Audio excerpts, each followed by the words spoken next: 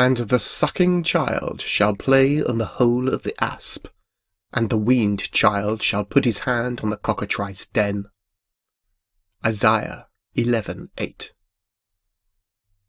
Mr. Havelock Dors, famed consulting detective and psychic practitioner, laid aside his ukulele and busied himself at the frying pan, which lay sizzling on one of the twin gas rings that were more frequently accustomed to experiments of a decidedly more unpalatable sort. It was a cold, dark, crisp winter's morning in December without, though a hearty fire was lit that warmed the parlour within.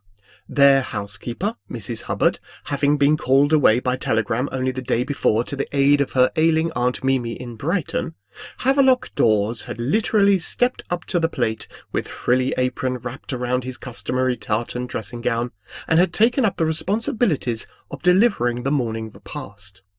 Dr. Jem Kotzen, his particular friend and companion in all things mysterious, leaned forward, holding a thick slab of brutally sliced bread towards the flickering flames, expertly pronged on a toasting fork.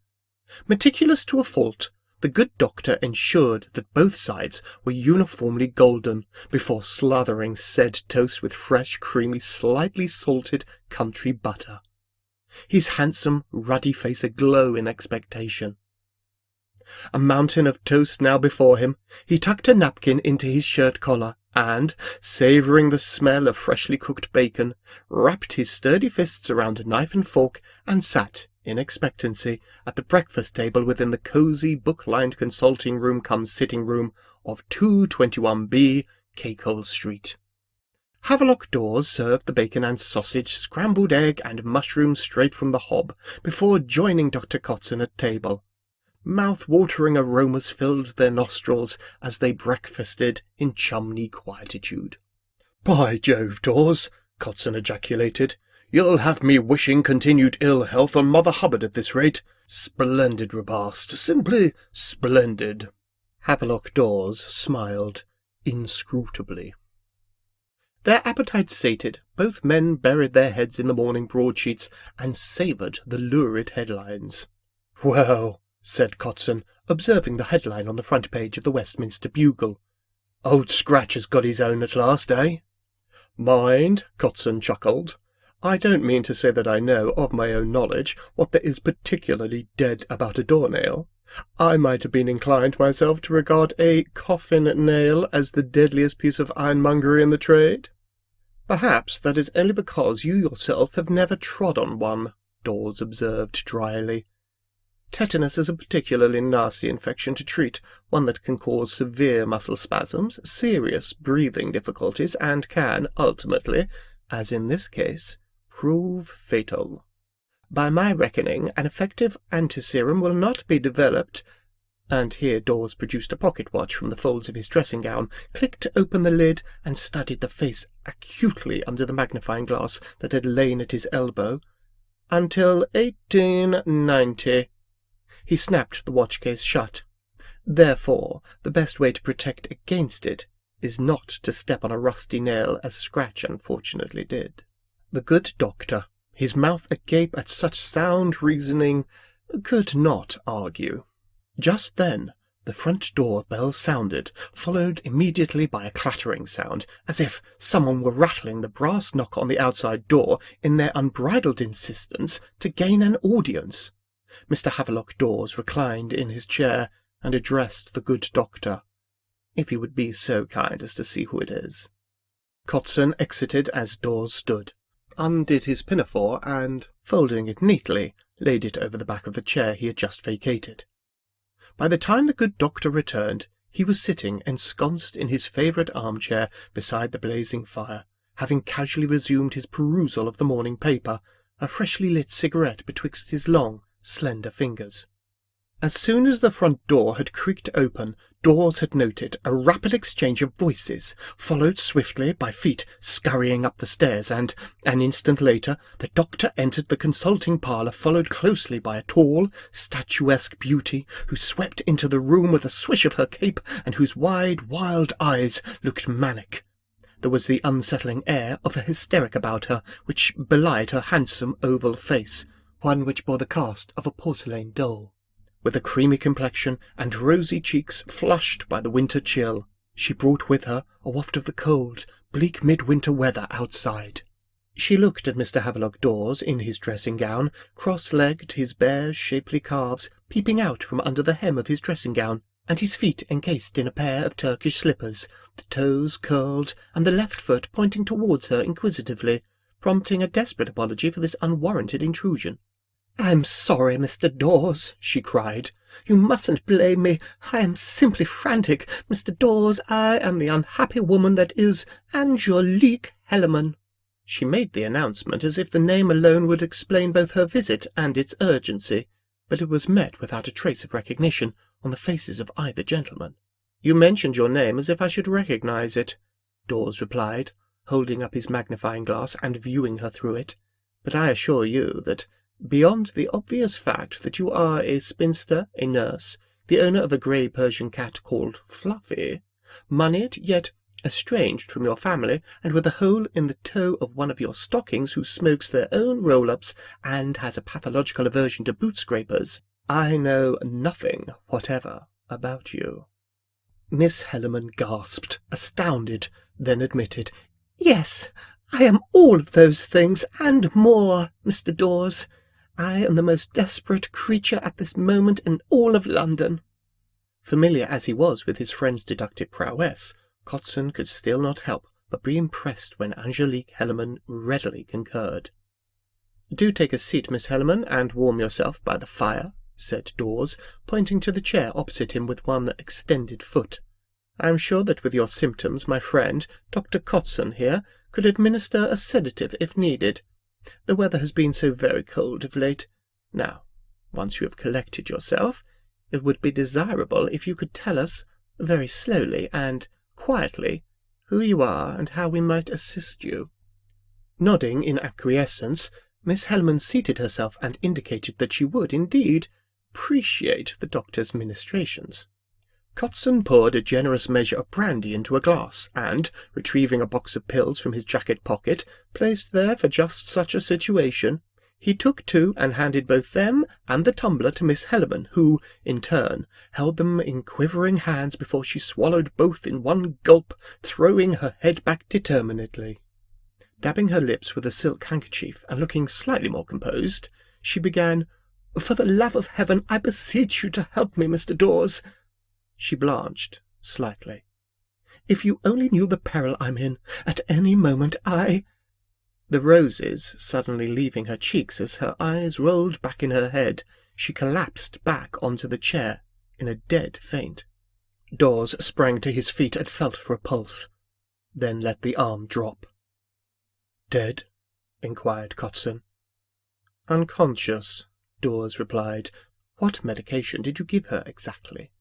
"Medication? Why—" Kotzen reached a hand into his jacket pocket, took out the box and examined the label. His face fell.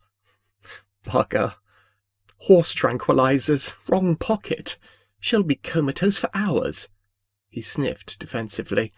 "Still, no harm done. She looked like she could do with the rest."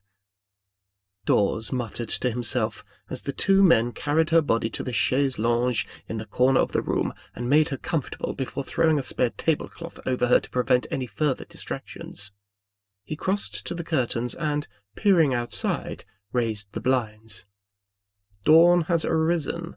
It must be—" He checked his pocket-watch. 9:30 a.m. Yes. Kotzen regarded the gloomy light that peered through the window, but was distracted by Dors' mutterings. "Helleman. Helleman," mused Dors, as he hurried across the room to peruse his bookshelves. "Now I think of it, the name does have a faint, though familiar, ring to it. Now where have I heard it before?"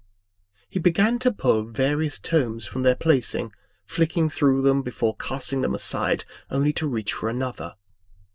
Kotzen stood before the ornate mantelpiece, raised the flaps of his topcoat, and warmed his firm, round, muscular buttocks before the fire. "I must confess I was most impressed by your deductions regarding our visitor. You never cease to amaze me, Dors," he said, flexing at the knees. Dors dismissed the compliment with a wave of his hand and the faintest of smiles as he continued to pluck and discard. That she is a nurse was obvious from her uniform and the bold red cross on her head cap. That she is a spinster is clear by the lack of a wedding band. That she is the owner of a grey Persian cat is obvious from the length and texture of the cat hair on her cape. That the cat is called Fluffy was, I admit, a calculated guess, but the last time I read the Persian Cat Lover's Almanac, it topped the list of preferred names, and was worth a punt. That she smokes her own roll-ups I deduced from the fleck of golden Virginia rolling tobacco trapped between her front teeth.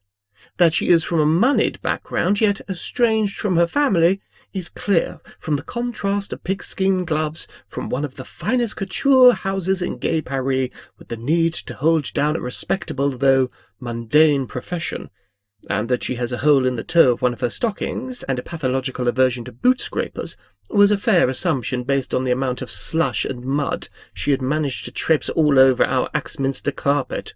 No woman of gentility would do such a thing without compulsion or embarrassment. "Amazing," Kotzen crowed.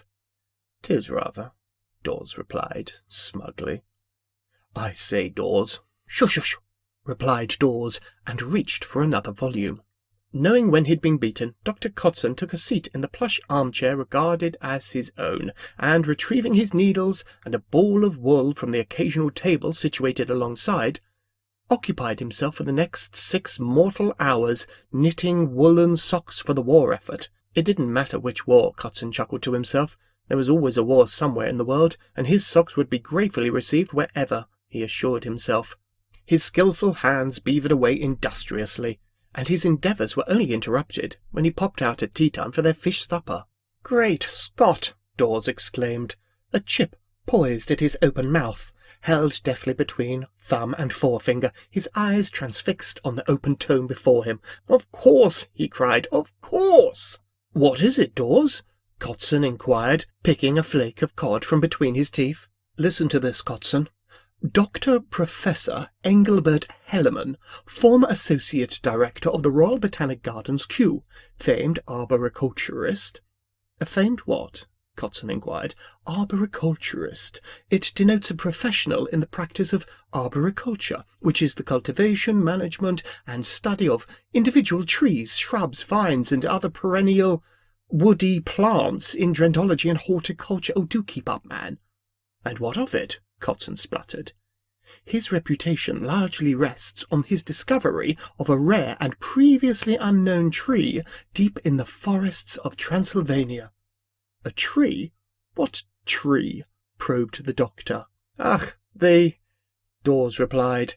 "Elementary, my dear Kotzen."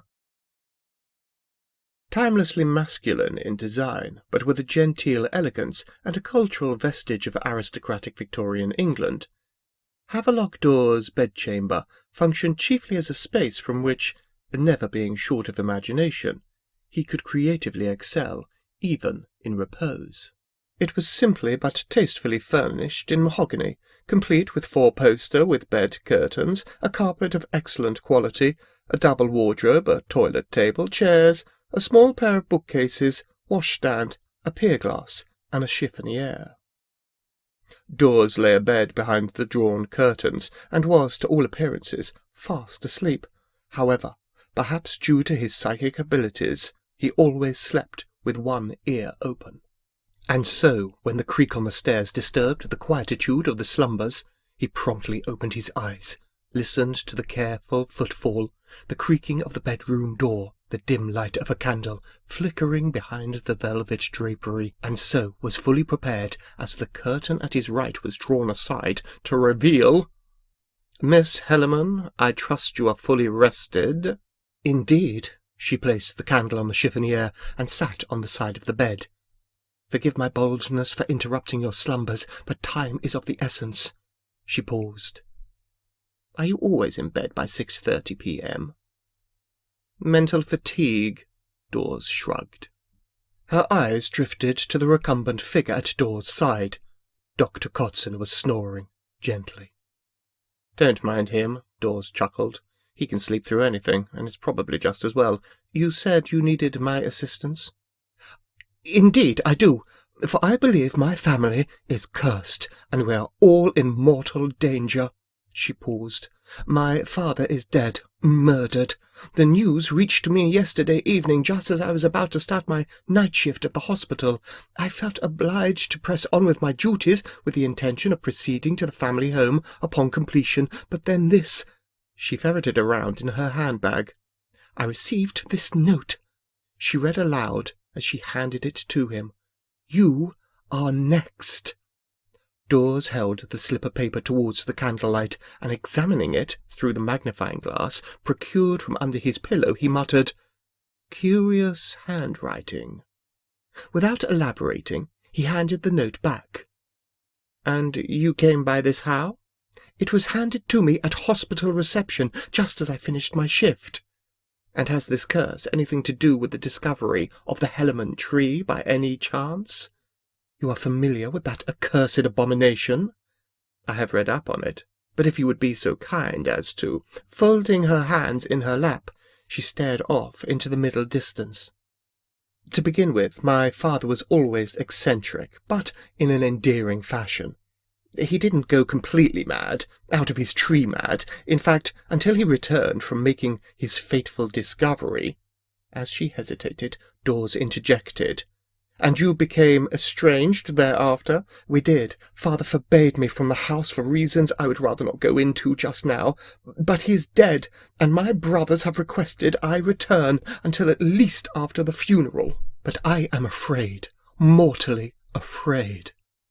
Your father died at home. Not die, no, murdered. I'm convinced of it. He was literally scared to death. The groundsman found him dead in the shadow of that accursed tree. Here she again produced a handkerchief from her sleeve, dabbed her eyes, and blew her nose with gusto. He had complained endlessly of being haunted, pursued by the vengeful ghost of Vlad Dracula. That is as may be, but who is E.M.G.? Dors asked, casually. E.M.G.? Angelique replied. Yes, Dors responded. I could not help but notice the monogram on your kerchief. The initials are not yours? He observed. Why, no, they are not. She speedily stuffed the handkerchief once more up her sleeve, as if caught out in a deception. They belong to my maternal cousin, Eleanor Millicent Gentry, of whom you are exceedingly fond. Miss Helaman blushed. Why, yes. How did you know? Why else would you keep it close to you? A fair point, well made, she acknowledged. But you distract me from the business at hand, she pressed on. Could you, would you, and the good doctor be so gracious as to accompany me to the family abode as my guests, and investigate my concerns? Havelock thought about it, and, after having concluded that he was now awake and might as well keep himself occupied, replied in the affirmative. Is the family home far? Hampstead. Then perhaps you would be kind enough to venture down to the kitchen and prepare sandwiches. I fear we will need sustenance on the journey. I'll awaken Dr. Kotzen, and will be down presently. Stopping briefly to send a telegram, Dors and his party took the Metropolitan line to Finchley Road, West Hampstead, and Kilburn, then made their way by hired pony and trap to their ultimate destination. The view as they passed the churchyard was still, over fields and streams to the south and southwest, but the locale was clearly undergoing a period of rapid growth and change. Hampstead had attracted a significant population of professional and commercially successful men, bankers, lawyers, merchants, stockbrokers, and other professional and educated men, and amongst their number had been the late lamented Engelbert Helaman. Asphole House and Garden, a detached 17th-century merchant's house with walled garden, had altered little externally over the years, and there was nothing in the orderly exterior to suggest the unfolding drama within. Interior remodelling had seen the introduction of gas lighting, plumbing, and heating. Overall, it had proven ideal for Engelbert's needs upon his return from Transylvania, and it was here he had spent the latter years in increasing isolation. They were met at the door, not by the maid, but by Inspector Hector Lestrange of Scotland Yard, who was making his exit. Havelock Dors and Dr. Kotzen, he observed archly. I see your legendary deductive skills have yet to fail you, Dors replied with a swish as the three of them passed by him and stepped over the threshold. Lestrange turned his head to follow them. You're wasting your valuable time, Mr. Dors. Death by natural causes, if you must know. Then I will detain you no longer, Inspector Le... And with that, the door closed, and Lestrange was effectively dismissed. Angelique led Dors and the doctor into the parlour where the family were gathered. Two distinguished gentlemen and a beautiful young woman were engaged in hushed conversation, but stopped in mid-sentence upon their entry. The woman jumped to her feet and ran to Angelique's arms. "Eleanor, my dear Ella," Angelique cried, "you came, thanks be to God!" Dr. Watson leaned in closely towards Dors' ear and whispered, "I say, who is that fine filly?" "Unless I'm very much mistaken, that lady is," Dors replied. "Ella Gentry, my dear Kotzen." Eleanor was the first to be introduced, followed by Angelique's elder brother, Gabriel, and younger brother, Cassiel. Seldom had two brothers looked less alike. Gabriel was tall, dark, and brooding, every inch the merchant banker, whilst Cassiel was short, blonde, and effervescent, a self-proclaimed artist who appeared altogether as louche a character as his brother appeared respectable. "So," Gabriel demurred, "we are in the presence of the famed Havelock Dors." "And his friend," Cassiel added, casting an appreciative eye over the good doctor. "To what do we owe the pleasure? Father's death?" "You considered your father's death a pleasure?" Dors inquired. "You obviously didn't know father," Gabriel retorted. "Gabriel!" Eleanor screeched disapprovingly. "Cousin," Gabriel replied, "he was not your father, so you can be forgiven for your, what shall we call it, fondness? Let's hope you are rewarded in his will." "You haven't changed, Gabriel," Angelique said tartly. "You have," he observed. "You look so much older." Cassiel laughed uproariously. "Oh, I have missed you two bickering. It's just like old times. Good to have you back, sis." Eleanor rang for the housemaid. "Would you care for a drink, gentlemen?" Gabriel excused himself and went to bed at 10 p.m., as was his habit on a weeknight, by saying he was not about to change his routine on Dors' account. Refreshments provided, the other members of the party congregated around the fire, Cassiel agreeing to provide the detective with some backstory. Father was born in Saxony, a small rural village where there was little to do all day but chase butterflies or study nature, whilst evenings were filled by listening to bedtime folk tales, as told to him by his Russian nanny, recounting the evil deeds of Vlad the Impaler. His unorthodox childhood resulted in his twin obsessions, arboriculture and Transylvania, which were finally conjoined on an expedition to trace the species of tree that, so legend had it, had provided the stakes upon which Vlad had impaled his many victims. That particular variety was rumoured to have been harvested into extinction, but father managed to track the last surviving example to a remote valley in the shadow of House Draculecht. He had it dug up by the roots and transported to, well, our back garden, where it remains like a blot on the landscape to this very day. "Is that all?" Kotzen asked, bored. "Not at all, Doctor," Angelique interjected. "My brother has left out some of the stranger aspects." "Which are?" Dors inquired without particular interest. Cassiel excused himself to use the facilities. Angelique continued. "When they dug down to the roots, they found something extraordinary." She paused for dramatic effect. "They were wrapped around an ancient skeleton, and were further home to a nest of vipers. The locals, a superstitious lot by all accounts, were convinced it was the long-lost burial ground of Vlad himself, and refused to have any further dealings with the transportation. It was only through his iron will and determination that father managed to recruit outsiders to transport his find back to England." and the skeleton and vipers came with it. Curious. Not really. The locals didn't want them, and father had gone quite mad by this point. Shakespeare believed there was wisdom in madness, Dr. Kotzen observed. Shakespeare never met my father, Angelique replied, echoing her brother Gabriel. Angelique, Eleanor admonished her, though gently. Your relationship with your father was a fractured one. He sent me away, banished me. But why? Why? Because he was mentally deranged. He thought I was a corruptive influence on Eleanor. And here she took her cousin's hands in hers. As if. She turned to Eleanor, then stated earnestly, But now we are together again, my dear, never to be parted. Until death, or because of it, returned Eleanor, querulously, and, sobbing, ran from the room with Angelique in hot pursuit. Cassiel entered as they exited. You must forgive my nearest and dearest, Cassiel chuckled. Madness! It runs in the family. I'm a little touched myself, he added with a wink. Fancy a nightcap before I tuck you boys in. After imbibing, Cassiel showed Dors and Kotzen up to their guest bedrooms, leaving them at the doors to adjoining rooms. It was a matter of minutes before a triumphant cry brought Kotzen to wrench open the connecting door, only to gasp in horror as he saw Dors clasping a venomous viper in his fists as it wriggled and thrashed about in a vain attempt to work itself free. "Good Lord, Dors!" Kotzen cried. "What on earth?"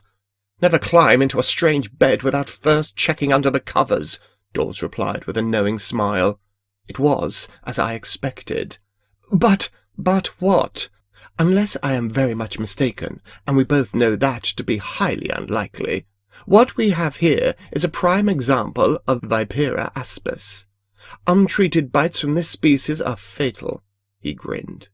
"You will note the head is broad, triangular, and quite distinct from the neck. The tip of the snout is slightly but distinctly upturned. The male variety grows to an average total length of 33 inches, are slimmer than females, and their tails are shorter. Therefore, I think it is safe to conclude both that this is one big bad boy, and that someone in this household clearly wants me dead." The next morning, as Dors and Kotzen breakfasted in the morning room, Angelique entered, and whilst helping herself to delicacies from the sumptuous buffet, inquired whether her guests had passed a pleasant night. "Apart from the poisonous viper I found in my bed, it was highly commodious," came Dors' tart response. Angelique's mouth fell agape, but she was distracted from responding by the arrival of the butler. "A telegram for you, sir." Havelock Dors thanked him, then slit the envelope open with a butter knife. Angelique joined them at table. "Gabriel left at dawn to take care of business in the city, but will return as soon as he is able. Eleanor will be down shortly, and Cassiel, well, I wouldn't expect sight of him until noon." Dors had only been half listening, so intent was he upon reading the contents of the telegram he held in his hand. Having completed the task, he folded the paper and, slipping it back into the envelope, smiled. Well, that is at least one mystery solved. Kotzen and Angelique both looked at him inquiringly. "A response to the telegram I sent before we set off last night. You will be reassured, Miss Hellman, to discover you are not in any imminent danger, at least not from the source you suspected." "I suspected?" "Yes. The note you showed me last night. You are next." "But how?" "You will remember I examined it minutely." "Yes. And I saw there a watermark on the paper for St. Bartholomew's Hospital, where I work, but I was given it at the hospital. I think it highly unlikely that a potential murderer would go to the lengths of securing notepaper from your place of occupation before writing a death threat." "Upstairs for thinking, my dear?" Kotzen beamed, tapping his temple. "Dors is renowned for it. You will also recall that I commented on the writing itself. You said it was curious, if I remember rightly." "Curious indeed, almost illegible. Putting the two factors together, I formed the impression that the handwriting was that of a physician, and consequently made an inquiry of the surgeon-in-chief at St. Bart's, an old friend of mine, Sir Tarquin Killjoy. You know of him? I work under his direction. Indeed, and he confirmed that it was his hand that had written this note. It is strangely comforting to learn that even a nurse could not decipher the doctor's hand. But then what? You have been victim to a misunderstanding, ma'am. It does not read, "You are next," but simply, "You are sacked." "Sacked?" she screeched. "Why, that miserable old toad! And just because I refused to work a double shift on account of my bereavement, well, to blazes with him." "Still, it must take a weight off your mind," Kotzen offered redundantly. Eleanor entered, only too aware of the stony silence that pervaded the scene, and, having taken but one dried fig from the buffet, joined the others and nibbled it demurely. "You look pale, Miss Gentry." Kotzen regarded her with doctorly concern. "Did you not sleep well?" "Only fitfully, I'm afraid," Eleanor replied with a tired smile, and touched the side of her neck. Ignoring her fatigue, Havelock Dors took the opportunity to quiz her on her uncle's death. "You were at home when your uncle's body was discovered?" "I was sitting in this very same spot when I heard a commotion outside. It was the groundsman who discovered him, you see, at sun-up, around 9:30 a.m. He sounded frantic, and we all rushed out to see." She shuddered. "It was terrible. Horrible." "He had been injured?" "No, not a mark but his face. It was the look on his dear dead face. I'll never forget the sight. It was a look of abject terror." "I understand Inspector Lestrange has concluded that your uncle died of natural causes." "It was the conclusion of the pathologist who examined his body. Inspector Lestrange called in last night to share the results of the autopsy. It hardly came as a surprise. My uncle suffered with his heart, had done for years, chronic heart disease, but it was not helped that he had been living in constant fear." "Fear?" "Yes, fear of Vlad the Impaler. He was convinced Vlad's ghost pursued him, was haunting him and taunting him endlessly. Perhaps, in the end, we should have listened."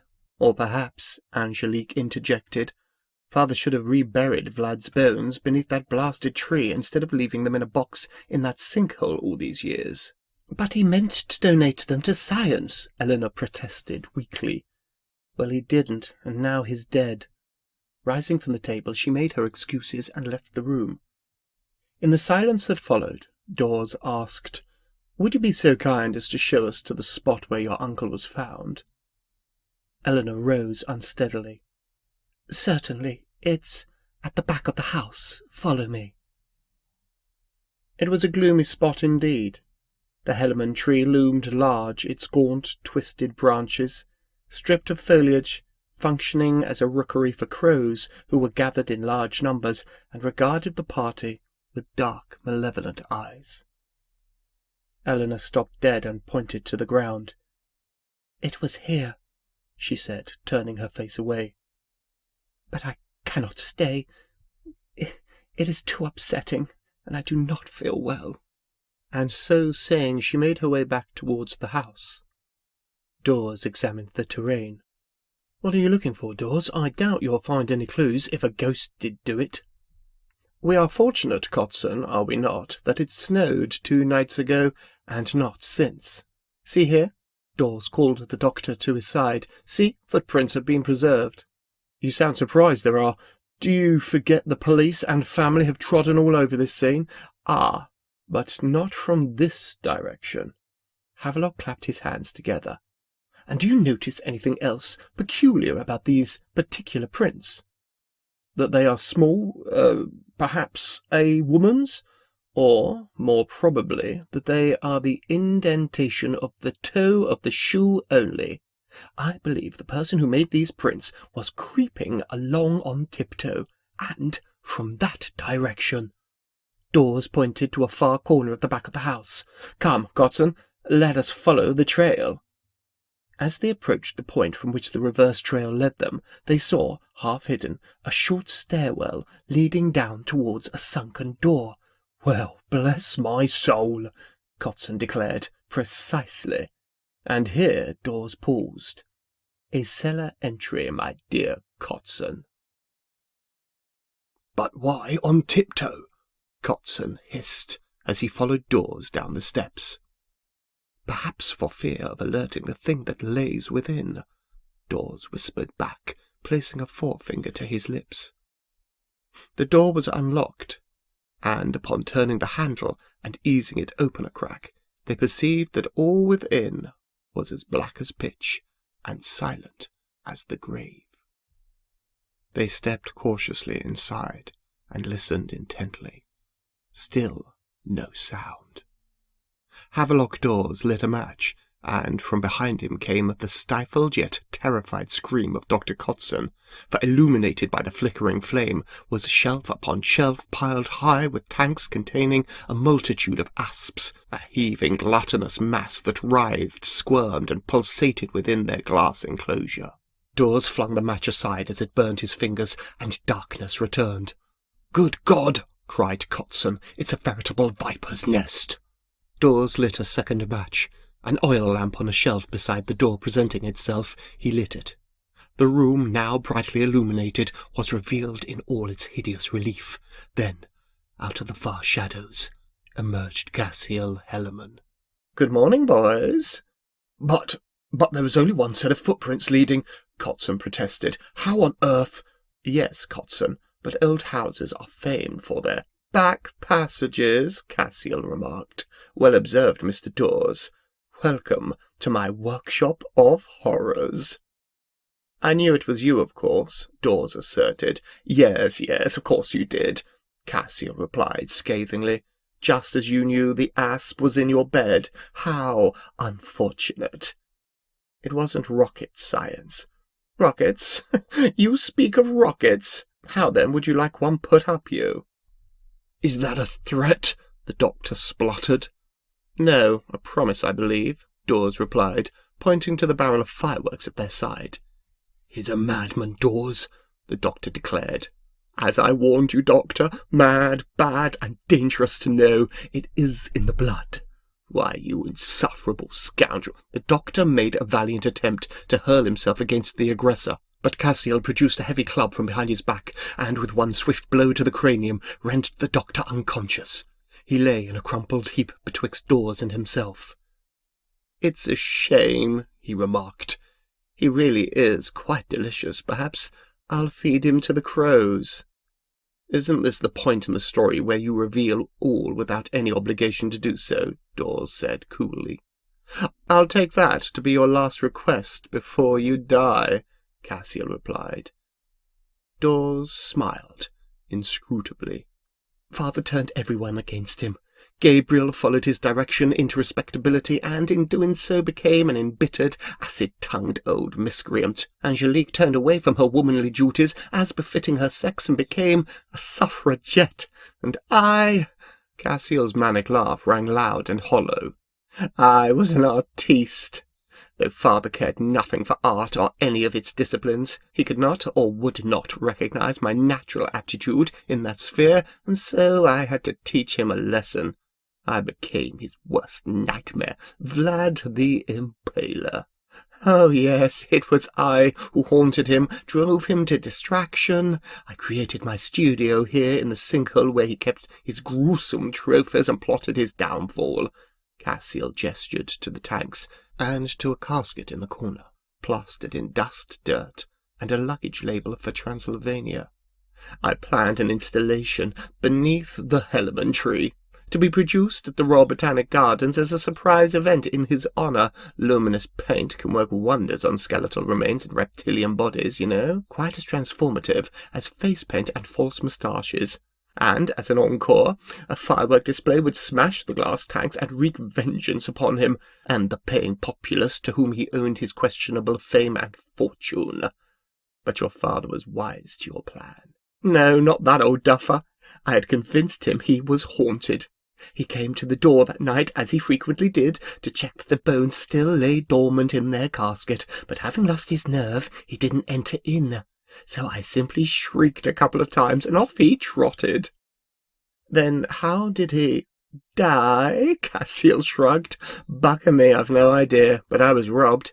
Though not again. No, not again. Prepare to meet your maker, Mr. Havelock Dors. Prepare Stepping over Dr. Kotzen's recumbent body, Cassiel raised his club threateningly and approached, and Dors shot him. Visiting times at Wormwood Scrub saw Dr. Kotzen sitting opposite a manacled Havelock Dors. "It's a rum do and no mistake," said the doctor wearily. "I expect a full pardon," Havelock Dors replied with supreme confidence. "I have friends in high places, and I believe Miss Hellerman is petitioning for my release." "Oh, I thought she'd moved to Tuscany with Miss Gentry." "You have received a postcard?" "Well, no, but then I didn't expect one. She wasn't best pleased with either of us." Dors nodded. "I fear Inspector Lestrange has a personal grudge against you." "Yes, jealousy is a green-eyed monster. Still, he never was much of an adversary." "What I don't understand," said the doctor, "is if Cassiel didn't kill his father, then who did?" "I have pondered long and hard on it, and, in conclusion, I believe something must have startled Engelbert Hellerman in his agitated state, perhaps a crow. In the dark of the night, in the shadow of that hideous tree, the imagination is a powerful thing. Or perhaps his ticker just packed in and the Grim Reaper took him of his own accord. Either way, we'll never know. Barring a miracle. I'd prefer to save that for my acquittal." "Indeed." "And Gabriel Hellerman?" "Sends his regards. He quit his job in the city, you know. He's living the life of Riley. He's quite the changed man. He's asked me to move in with him, as a matter of fact." "And will you?" The doctor smiled. "Not whilst there is yet hope of your release."